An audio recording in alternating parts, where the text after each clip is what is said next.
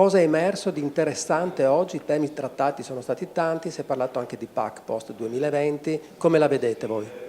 Ma io credo che aver valutato tutti e 5 i comparti, così come sono stati affidati da Veneto Agricoltura ai 5 tirocinanti rispetto alle dimensioni delle aziende agricole, all'occupazione media europea, al biologico, allo stato dell'arte del vigneto e anche del mais, sia servito per avere quei parametri utili ai politici che sono presenti in sala per poter operare quelle scelte post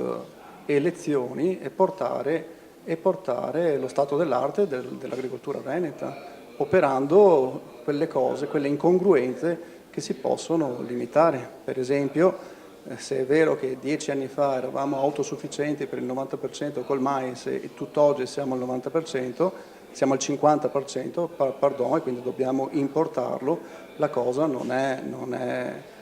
lineare. Se abbiamo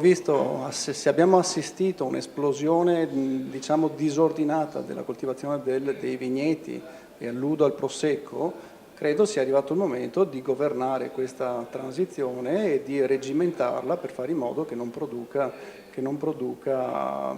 problemi prossimamente. Queste sono ma credo che siamo riusciti, insieme con gli altri 3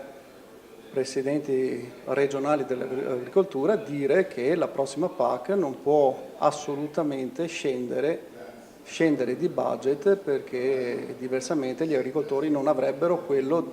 di cui hanno bisogno, cioè reddito per avere sostegno e soprattutto in zone montane.